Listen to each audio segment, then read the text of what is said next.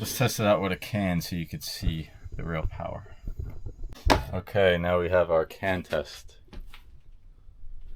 We are blowing up a can. So this is from a little over 3 feet. It's probably the most you're gonna get in a hallway anyway, so plenty of space here. Let's get a close-up of the can. In 3, 2, 1. Blasted. All you need is an air tank, a solenoid valve, pressure gauge. Now let's see the power. In 3, 2, 1.